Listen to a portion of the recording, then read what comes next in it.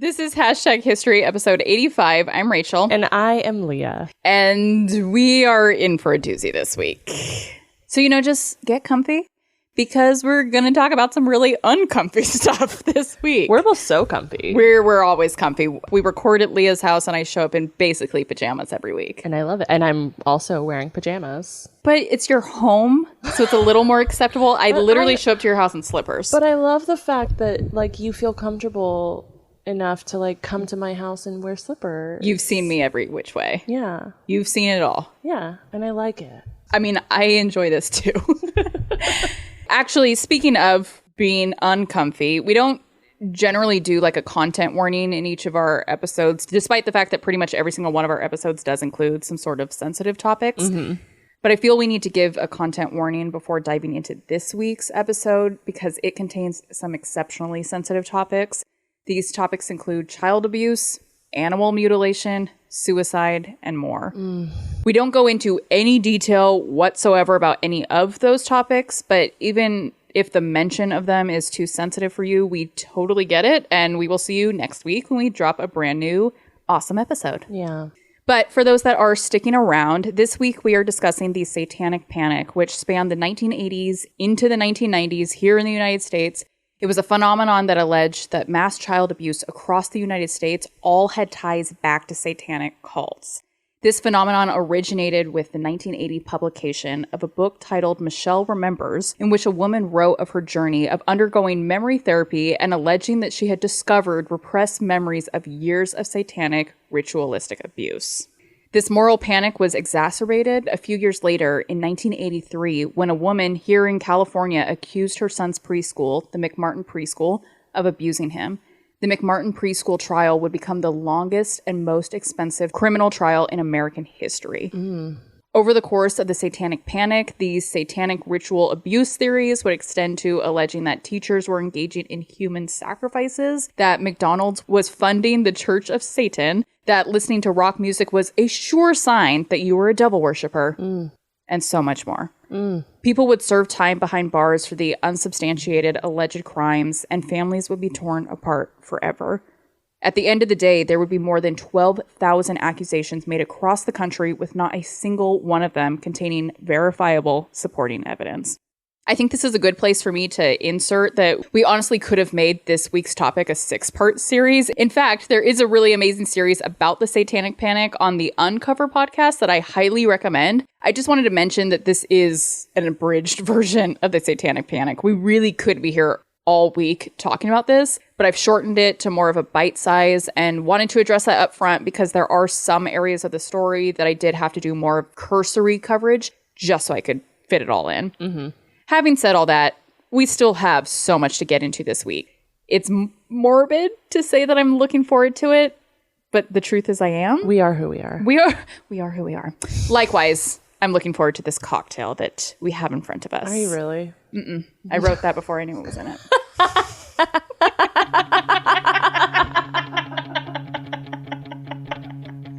I'm Rachel. And I'm Leah. And this is Hashtag History, the podcast for both history nerds and history haters alike, where we dive into history's greatest stories of controversy, conspiracy, and corruption.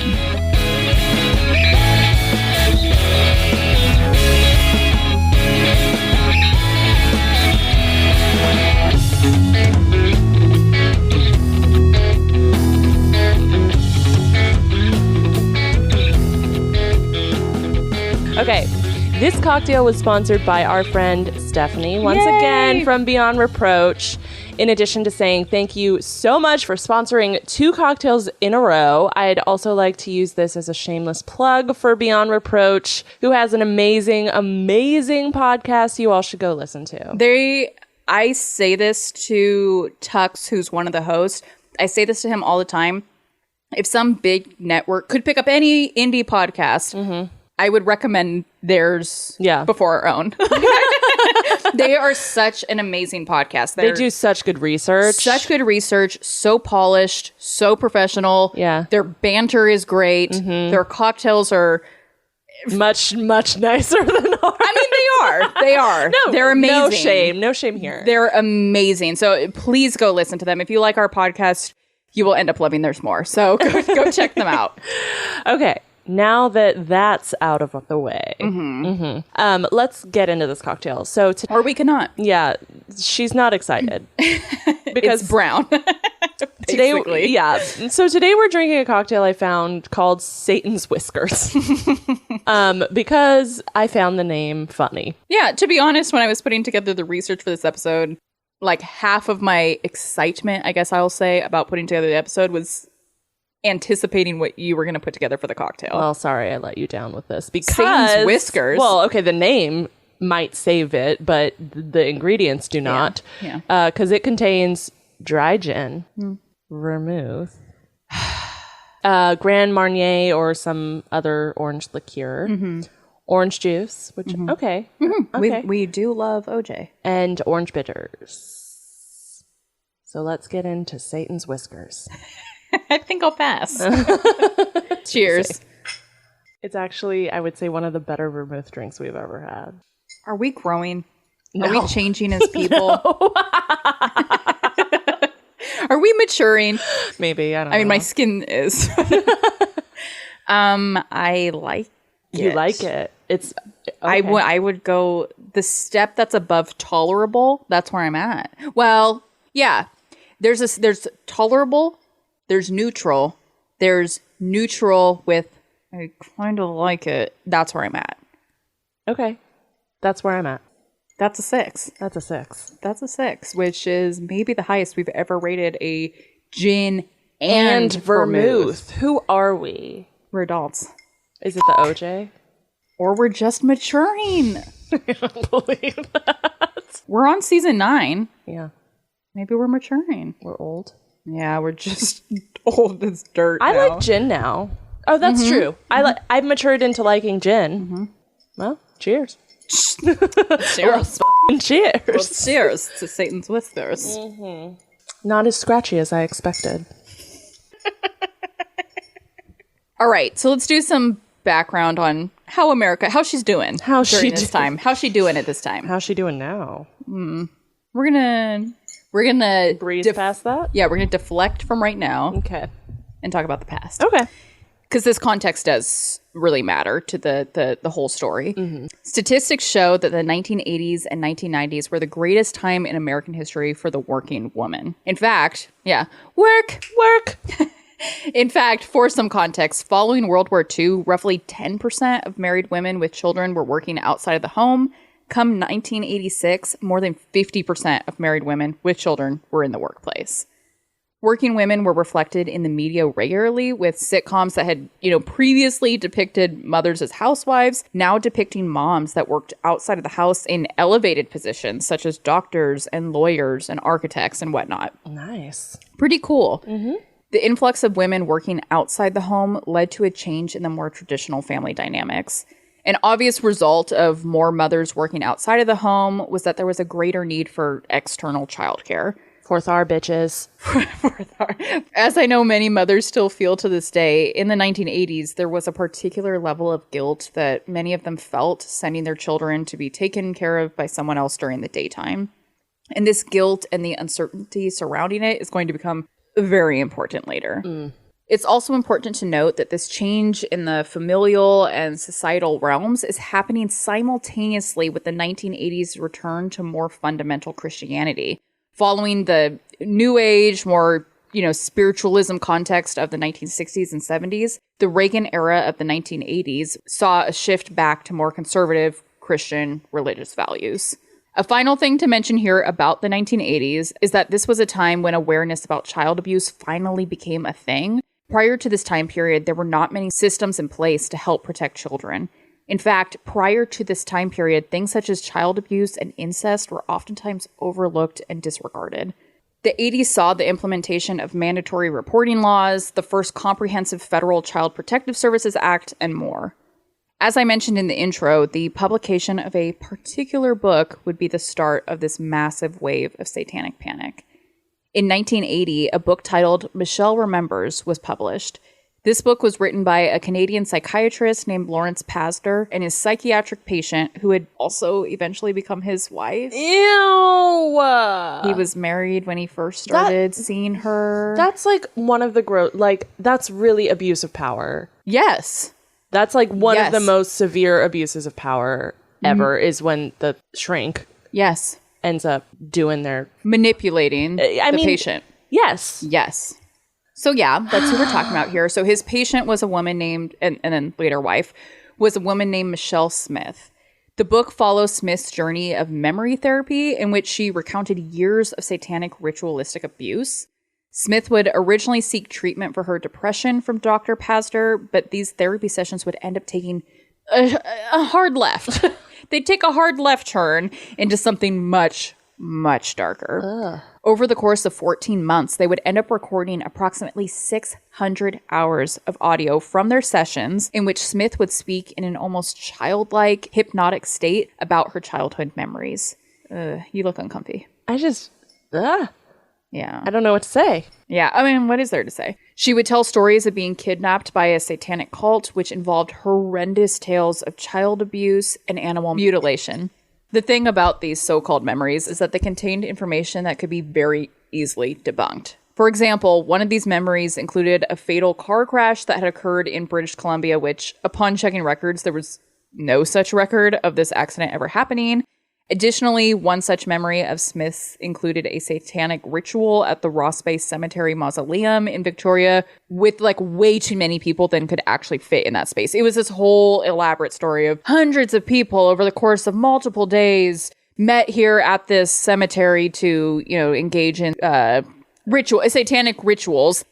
It's like that many people could never fit there. And also there would probably have been more publicity around that if that had happened over the course of multiple days. Yeah, that was going to be my first question I was going to ask is there any proof that substantiates these claims? Not only is there no proof to substantiate, over and over again, they were debunked. Yeah. But, I mean, facts don't matter, right? What? Dr. Pastor and Smith published a book recounting all these memories that, I already talked about, titled Michelle Remembers, and told the world that these had all been real experiences that she only realized were real when Dr. Pastor had hypnotized her and brought them out of her. She told in the book about how she had been kidnapped by a satanic cult, locked in a cage, tortured physically, assaulted sexually, witnessed human sacrifices, and more. She explained for any doubters that the reason she no longer bore scars from this torture was because Jesus had removed them. Oh. And unfortunately, the general public gobbled this up.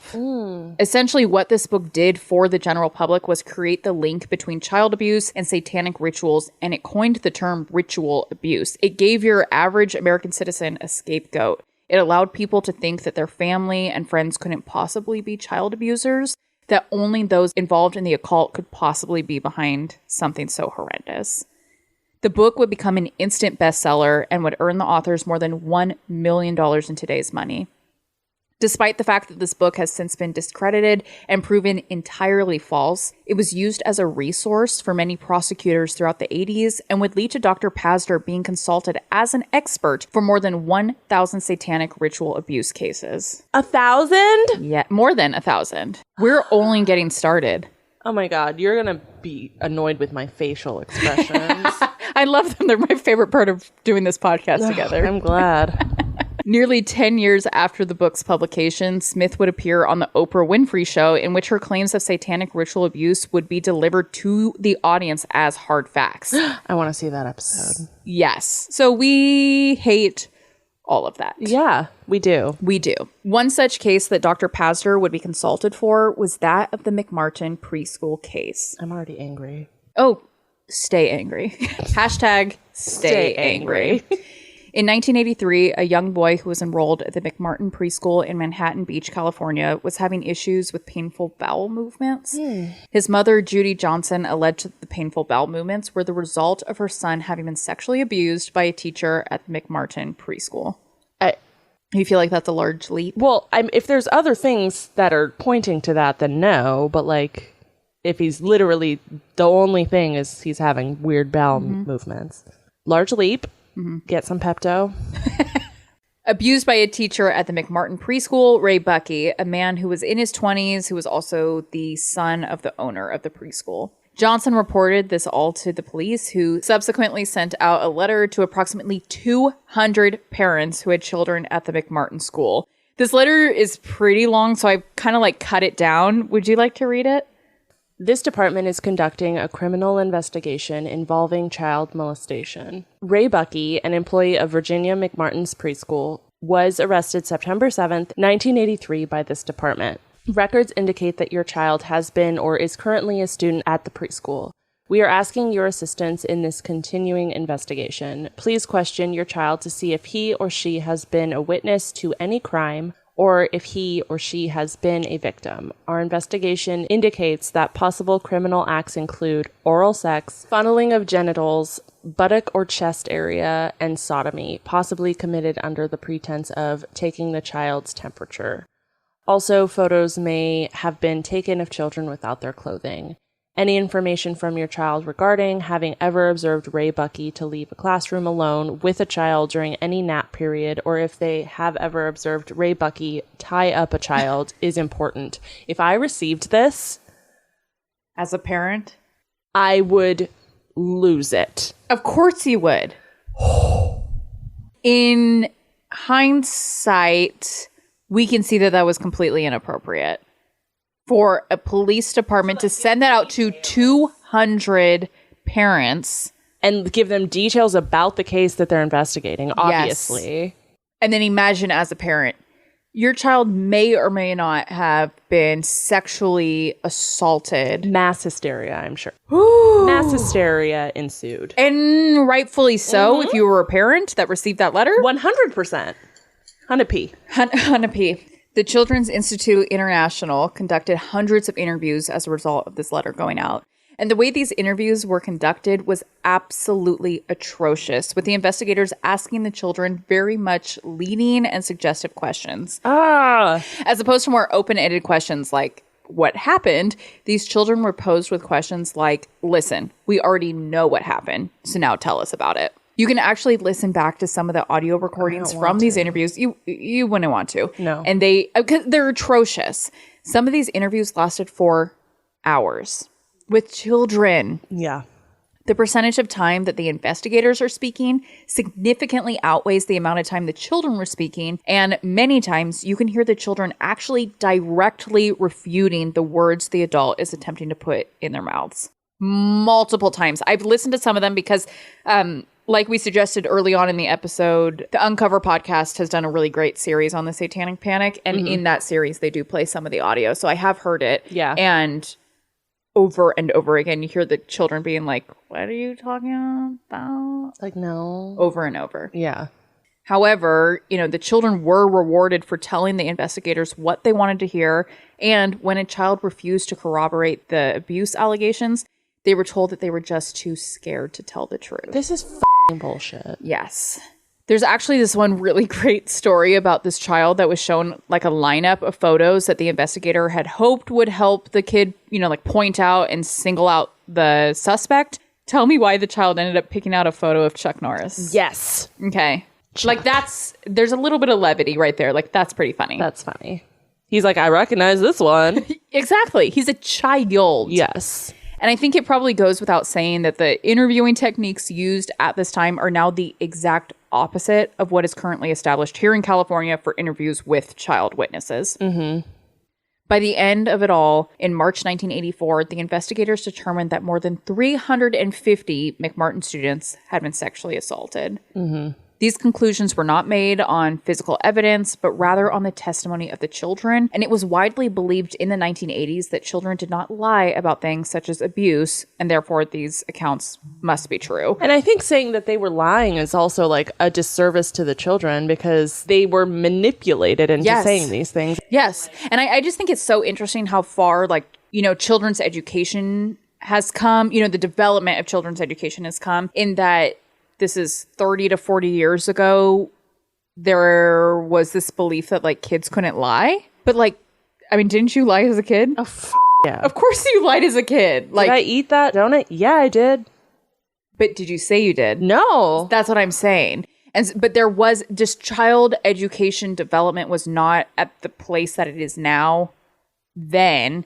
And so there was this belief that like children would never lie when it comes to something like abuse. But of course, they were put in these situations where they were rewarded for lying. I was going to ask you, like, how were they rewarded? Was it just like, good job. Okay. You've done so great. Okay. You can hear that over and over in the audio recordings. Good boy. Good girl. Good job. Ew. Over and over. Ew.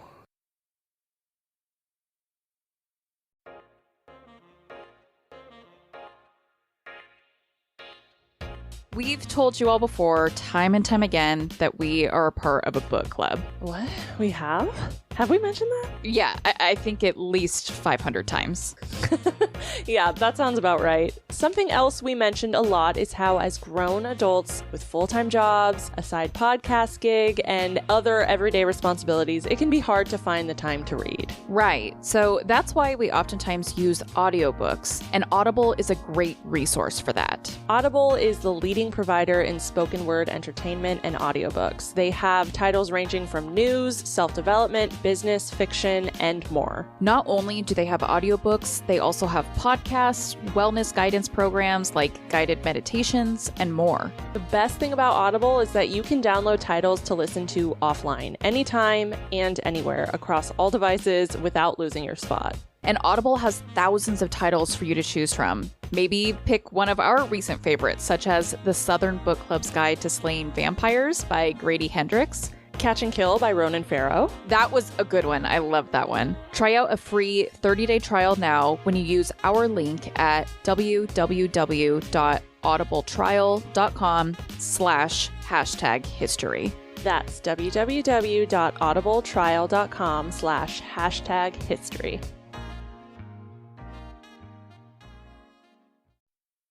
Something that's worth noting is that authorities didn't immediately jump to the conclusion that satanic ritual abuse was at the heart of these cases. It would eventually reach that point, though, when children started telling wild stories about witches, about how they had witnessed other children being flushed down the toilet.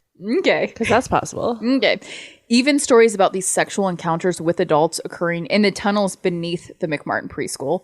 It should be noted that later on, there was an investigation conducted in relation to these tunnels, and it was found that there were no tunnels. Of course there weren't, because that's a child's f***ing fantasy. Like, you know what I mean? It's like a story. They're using their imagination and then getting rewarded. Of course they're going to, like... If you think of the wildest story as a child, like, yeah, that happened, and it happened in these underground secretive tunnels. Reminds me of Halloween Town. Marnie. Marnie you and Cal. get him. And Cal. The most wild of the allegations came from none other than Judy Johnson, the woman that had started this all. She claimed that Bucky, the teacher at the school that had allegedly abused her son, could fly.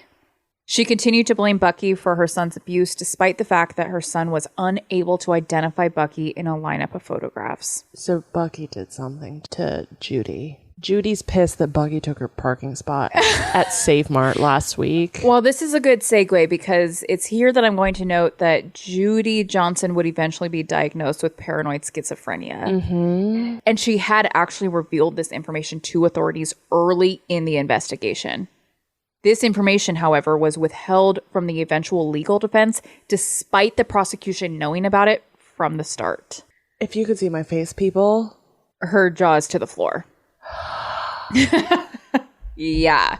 So all of these outrageous allegations would eventually lead to charges, which, would then eventually lead to trial. In total, 7 employees at the McMartin Preschool, which included Bucky, his mother, Peggy McMartin Bucky, and his sister, were all charged with hundreds of accounts of child abuse. This trial would begin in July of 1987, but would be dropped when the prosecution found that there was no physical evidence and that the statements of the children were too inconsistent. As a result, the prosecution decided to drop the charges against all but Bucky and his mother. In the meantime, the prosecution worked hard to collect evidence to back up their claims. One major source of evidence, and I use air quotes around the word evidence, was the witness testimony of a jailhouse informant named George Freeman. Freeman stated that while behind bars with Bucky, Bucky had admitted to the whole thing. It should be noted, however, that the prosecution had granted Freeman immunity if he made this confession. Mm-hmm. And what does Freeman need immunity for, you ask me? Mm-hmm. Previous charges of perjury. AKA previous times that he had lied on the stand. So that makes like a lot of sense. Yeah. Let's get someone that has perjured himself so many times before that you have to offer him immunity in order to get him to essentially do it again. Yeah. 3 years later, Peggy McMartin Bucky would be acquitted on all counts, but Ray Bucky would undergo a mistrial as 2 of the jurors stated that there was just not enough evidence in order for them to convict him. Good. Thank you, you 2 jurors. Thank you to those 2. On May 7th, 1990, a second trial would begin, and by July 27th of that year, it would also end in yet another mistrial. This led the prosecution to finally just close the case and let Bucky go. After 8 years total and more than $15 million spent, making it the most expensive criminal trial in American history, and after Bucky had served 5 years behind bars without ever having been convicted of a crime, the McMartin Preschool case was finally over. I mean, I have so much to say. The criminal justice system isn't perfect here in the United States, and I would argue everywhere. Yep. Like, there's no sure perfect system. Mm-hmm. I'm angry at the people that started this. Yes. I'm angry at that woman. Yes. Well, I mean, she was schizophrenic, but I'm angry at the people that took that woman's testimony as truth when they knew she was schizophrenic. Yes. And then pushed it and manipulated people into this thing that literally took 5 years of someone's life away from them. I would argue millions of taxpayer dollars. And I would argue to say more than 5 years of his life. Do you imagine the rest of his life was peachy keen? No. Yes. I'm sure he couldn't find a job. I'm sure. Yes. Yeah. Yes. I'm sure students no longer went to that school. I'm sure the school shut down. And I think, we're going to get into this more in this episode, but I think it's worth bringing up, and this is not a justification or excuse at all, but the Satanic Panic, why it became such a large thing is because it allowed people to disassociate. It allowed people to say, no, there's no way my brother-in-law is a child abuser, because only people that are in satanic, ritualistic cults could possibly be behind something like this. And I understand that that's outrageous. I understand that that's like hard for us to accept, but it did allow these people that were going through this moral shift, with the family dynamics kind of changing, societal changes, religious changes, for them to have a scapegoat. So unfortunately, though, this case would inspire dozens of others. In 1992, Dan and Frances Keller, a couple that ran a daycare in Austin, Texas, they were sentenced to prison for charges of abusing children at their facility. This abuse included dismembering children and making children drink Kool-Aid that had been mixed with human blood. Yeah, of course. The Kellers would end up serving 20 years behind bars before being released when the coerced witnesses came forward and admitted that they had lied. Mm-hmm. One other particular case that needs mentioning is that of Andrew Chandler Jr., who was a bus driver from North Carolina, convicted of child abuse in 1987.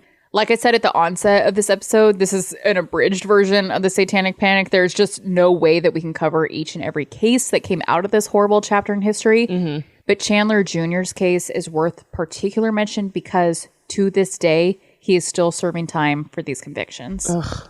There would end up being dozens of other cases that mirrored those of the McMartin Preschool, the Kellers, and Chandler Jr., spanning from California to Massachusetts to Florida. In the wake of this moral panic, it wasn't unusual for law enforcement agents and social workers alike to attend conferences about satanic ritual abuse, collect books and pamphlets about the occult, and even to refer to the Michelle Remembers book as a tool for training and education. Eesh. This fear of people walking around doing Satan's work didn't stop with childcare workers. In fact, it extended far, far beyond that to include the government, political leaders, and corporations.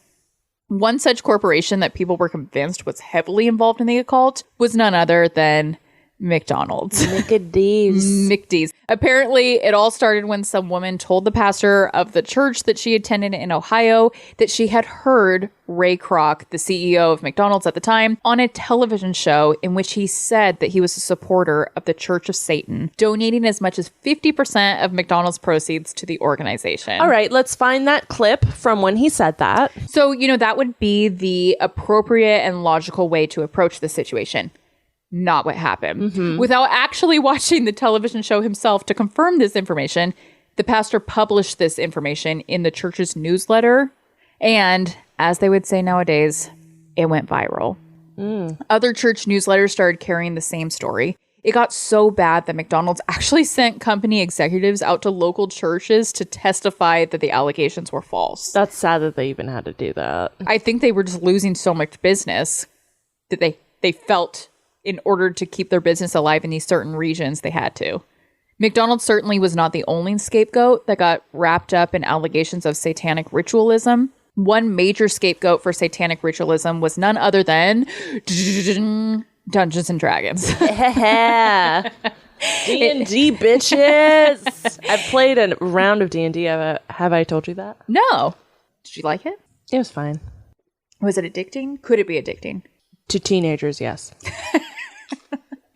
Who want to escape their reality. Well, in 1974, Dungeons and Dragons was released as a tabletop game. It was the first produced role-playing game. And I think, most people are pretty familiar with D&D, but essentially you role play, right? So players get to role play as different characters and they use magic spells to fight off monsters or whatever. Yeah, wizards, monsters, yeah. Okay.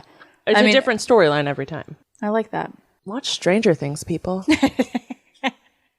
The game was not received well, though, by more conservative parents, and the disappearance of James Egbert played right into that. On August 15th, 1979, a student of Michigan State University, James Egbert, went missing and did sadly end up committing suicide. When it was revealed that he had been a big fan of the role-playing game Dungeons and Dragons, the media latched onto this as the reasoning behind the tragedy.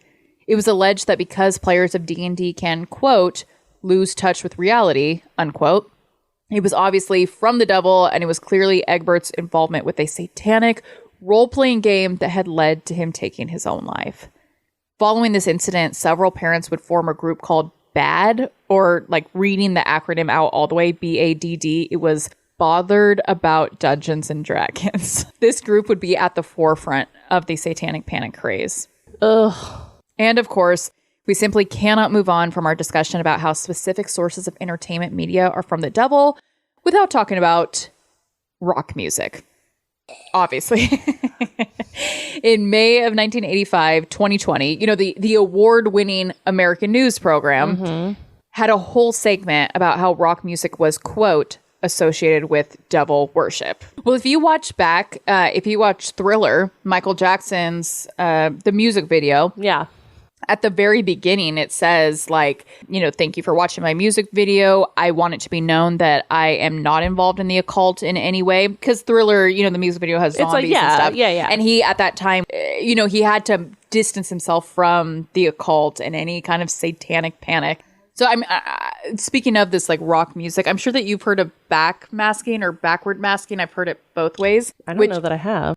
It's essentially a recording technique where there can be secret subliminal messaging, like the Beatles or yes, Dark exactly Side like of the Beatles. Moon.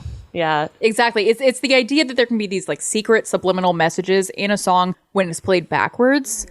Many of those caught up in the Satanic Panic believed that heavy metal and rock bands were using backmasking to subconsciously convert young teens for satanic purposes. Yes, because it's been proven that when you say a word backwards to me, it somehow manipulates me into knowing what your meaning is forwards. When in fact, it just sounds like... but no, I know what that means. Backwards. You got it? I got it.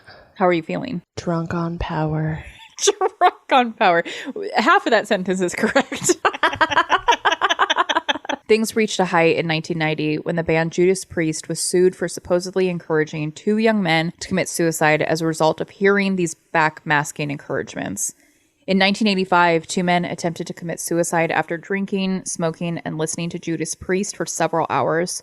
One of these young men did sadly die, while the other miraculously survived, although he would forever live with a severely disfigured face from his gunshot wound. Oh, wow. Years later, the surviving man's family would sue Judas Priest, claiming that there had been subliminal messages to, quote, do it, unquote, in their Better By You, Better Than Me song. Unlike in the tragic McMartin Preschool case, the judge would end up dismissing the case, stating that the subliminal messages did not appear to exist, and if they did, the band could not be held liable for the suicides. This whole thing reminds me very much of the Salem witch trials. Yes, it is the Salem witch trials. And it's it's so unfortunate. It's just this frenzy, and it's this small group of people that like want I hate to say that, but like want attention or like need something, are looking for something else in their life and find it in this thing and then exploit it and manipulate the people around them, and to also, but it's just like literally the parallels between this are astonishing. It's the same thing. Yeah, it is the same thing. Now, of course, with 2020 hindsight, we can see that the Satanic Panic movement was absurd and so destructive. Yeah. And I hope it's not just with 2020 hindsight. I hope that I would recognize the absurdity and danger of it had I been an adult in the 80s. We talked about this during you just brought it up. Yeah. Our Salem Witch Trials episode, that we were like, where would we be in this moment in history? And we hope that. I mean, let's be real. If we're in that moment, everything we're talking about is 2020 hindsight. Yep. And every time we say 2020 hindsight, I wonder if people moving forward are going to, like children are going to think it means the year 2020, because that was such a year. Are they going to think that provided us with a lot of hindsight? Yeah. Yeah. But no, I'd like to think that. I don't know. I don't know. I know. So I hope that I would have not been swept up in this craze. But of course now, we may want to like roll our eyes at the whole debacle, but I do think there are a few things that we have to keep in mind. For those that believed ardently that there were devil worshipping people that sacrificed babies to Satan, we have to recognize that it was seemingly credible people that were giving them this information. Respected professionals like best-selling authors, world-renowned psychiatrists, experienced members of law enforcement, and intelligent legal minds were all telling the average American citizen that Satan was all around, and you just had to open up your eyes in order to see it. Yeah. Something else that I think is really important to understand is the context and the climate. As journalist Lisa Ladouceur said, quote, "It's not just that parents were afraid of Satan, they were afraid, period." You have to remember that in the early 1980s, there were a lot of major shakeups in the traditional American family. Divorce rates had been surging since the 1970s, and more women were working outside the home than ever before. So for the first time, parents were trusting their children to strangers at daycare in great numbers. Plus, they often didn't know what their teenagers were up to after school because they weren't home to supervise them. This was legitimately worrisome for many. So when tabloid papers and TV talk shows started doing stories on satanic cults and devil worship, it was easy for them to believe this was a genuine threat and to be afraid for the safety of their kids, unquote. Excuses and passes at justification aside, the lasting legacy of the Satanic Panic is so tragic and so incredibly damaging. For the parents that truly did believe that their children had been abused, how did this affect their parenting? For the children that were convinced to believe that they had been abused as children, how did this affect them growing up? Psychologically, socially, and emotionally. What about the psychological effects on the children that were coerced into making false statements to law enforcement that would result in putting innocent people behind bars? Some of these children, now adults obviously, have spoken in more recent years about the guilt and shame that they feel over their involvement in these convictions. Looking at things from the flip side perspective, how many truly guilty people got away with child abuse because it was overlooked as the works of a grander satanic organization? The Satanic Panic obscured and distracted from the reality of child abuse by diverting time, attention, and resources away from the real predators. At the end of the day, there would be approximately 200 people charged with involvement in satanic ritual abuse, with dozens of them convicted and thrown behind bars. One such horrendous legacy of the Satanic Panic is that of the West Memphis Three teenage boys from Arkansas that were convicted of horrifically murdering 3 young boys, all because the teenage boys dressed in dark clothing and listened to heavy metal music. They were only just released from prison in 2011, and not because true justice had been served, but because they ended up entering an Alford plea, which is basically, like, in very simple, non-legal terms, is a way of saying, I am innocent, but I understand that the prosecution has enough evidence to find me guilty. The judge accepted this plea and sentenced them to time served, releasing them after having served nearly 2 decades for crimes that they did not commit. Of the more than 12,000 accusations made as a result of the Satanic Panic of the 1980s, not a single one of them will be found to contain verifiable supporting evidence. Not a single one. Now, before we end this episode by feeling, sort of good about this horrendous chapter in history being behind us, I just have to be honest that it's not. Yeah. Behind us, QAnon, the right-wing conspiracy movement that began in 2017, has adopted many of the sentiments of the Satanic Panic, accusing public liberal individuals such as actors and politicians as being the headmasters of a ring of child abuse, going so far as to say that these individuals are trafficking children, torturing them, and then using their blood for satanic rituals. As author Lawrence Wright is quoted as saying of QAnon members, they see themselves as heroic. And how can you be heroic in today's world? Well, you protect the children. You protect the children against this cabal that is out to turn them into sex slaves. How could there be anything more important than that? Unquote. It's misguided, harmful, and damaging, much like the Satanic Panic before it.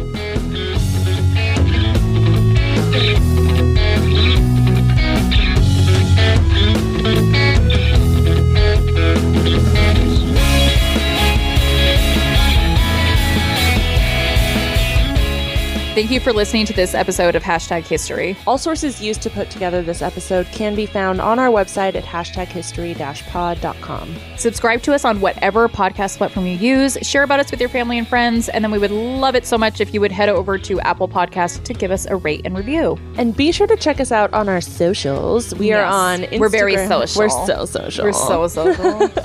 We're on Instagram at #history_podcast. We're also on TikTok. So check us out there at #history, all one word. And we're also on Twitter. The tweeter. At #history_. That's it. That's it. And come join us over on Patreon, where for as little as $1 a month, you can help support our books and booze supply.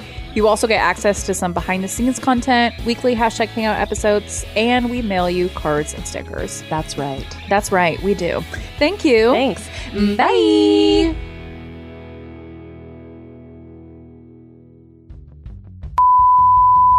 Just, Don't even need to count anymore, bitches.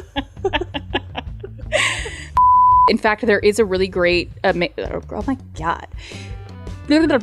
In fact, there... Did I say it right? Did I say it funny enough? Oh, yeah. But was I funny enough? Yeah. Okay. 100%. Hannah P. For sponsoring...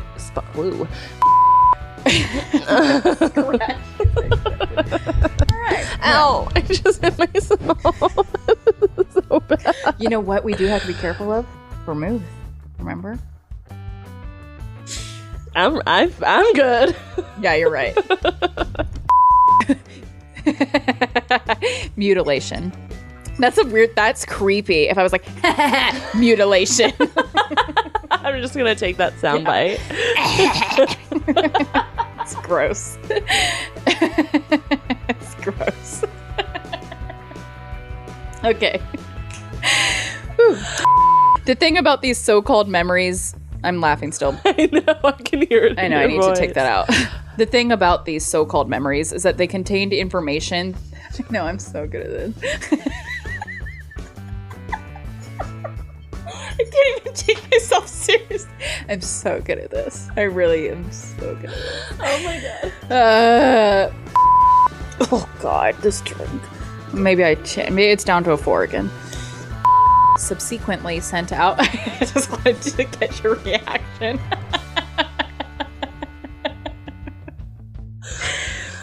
Molestation. Molletation. Molletation.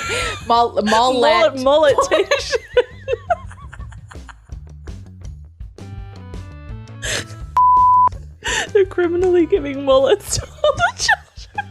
That is a criminal offense. It is criminal. That actually made me cry. I have a tear coming out of my eyeball. Molletation.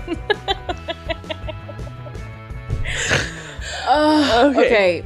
I think you have to start over. I know. Okay, I'm not going to look at you at all for the next paragraph. I can't. Shh. This department, I can't. This department is conducting a criminal investigation. This department is conducting a criminal investigation involving child... Stop it. And the way these... Okay. I hate me. I hate us. Yeah. You hate... Yeah, you hate both of us. You hate us. Yeah. As opposed to more... That is... I know. Wow. I'm like, shut the up. Nico could do whatever he wanted out there and it would not be heard over that. Jesus. What?